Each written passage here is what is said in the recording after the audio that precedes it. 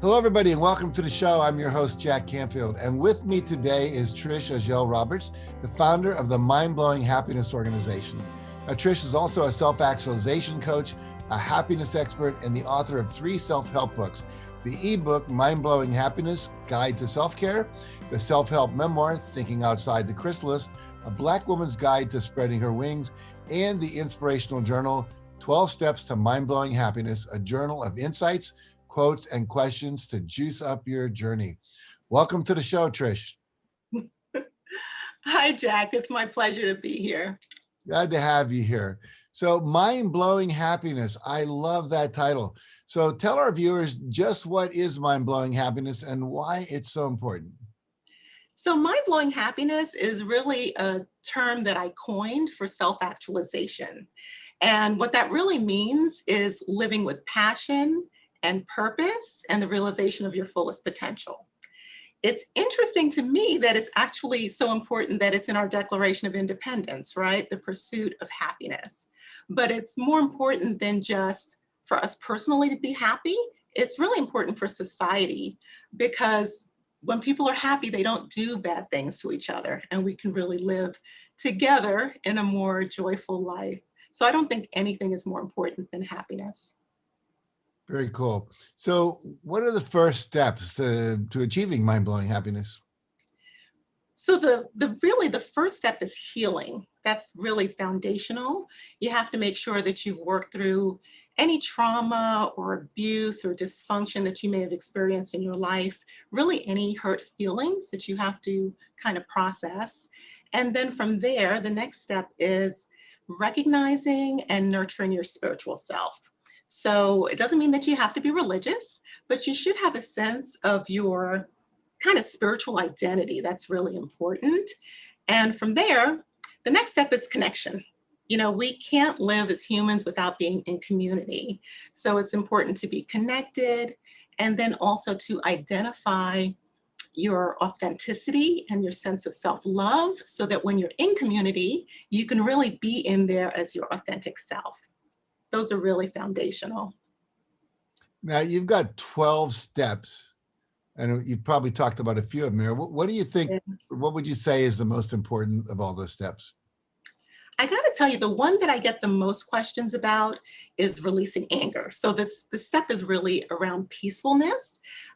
Many times when people think of anger, they think of, you know, throwing things around or yelling at people, but it comes in all different forms. So it can be annoyance, resentment, hostility, jealousy, frustration. All those little low-level forms of anger really create an undercurrent that makes us really miserable. And, and it's impossible to be happy and angry at the same time. It's also impossible to make a good decision when you're angry. So learning to, what I teach is for people to be able to convert that sense of anger into empathy, and then kind of change that into constructive action, so that you can really channel that into something that is helpful. And that is really the most powerful step. It really makes a huge difference in people's lives. I'm just curious, how does one change anger into empathy? I got to tell you, the first step is acknowledging the anger. And I acknowledge it as something separate from yourself. You know, sometimes people think anger is a part of them, but it's really not. It's really outside of you. So once you acknowledge it, you can take a couple of deep breaths, because you know that lets oxygen go to your brain so you can get a little moment of clarity.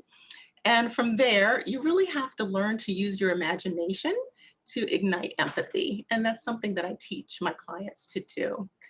Once you are able to put yourself in someone else's shoes, then from there, you know, you can think, okay, I've taken a second, I have some clarity, I can put myself in their shoes.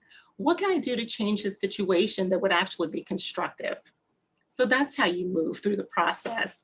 And it sounds hard in the beginning, but once you do it repeatedly and you go through the steps, it can really become, you know, like a habit, and really make a big difference in lives.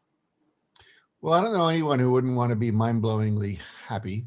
How can people get in touch with you, find out about your books, the work you do? Where would they go? So you can go directly to my website. That's the best place to find everything that has to do with mind-blowing happiness. It's mindblowinghappiness.com. You can find links there to all of my social media, download my free ebook, The Mind-Blowing Happiness Guide to Self-Care, and sign up for my newsletter. And if you want to just follow me on social media, I am on Facebook as Mind-Blowing Happiness and also Instagram as Mind-Blowing Happiness. Well, Trish, all that's fabulous. I hope everyone takes advantage of this, because I know everyone wants to be happy. And a lot of people just don't know how to do that. They've just never had that, I call it emotional education, and you're providing that for people. I really appreciate it. So thanks for joining us today. Thank you so much for having me. I really appreciate it. You're welcome. And thank you at home for watching. And make sure you tune in next week again, where we'll spread some more information and get you to take your life to the next level. And so until then, stay happy, stay healthy, and spread your wings for some mind-blowing happiness. And we'll see you again next week.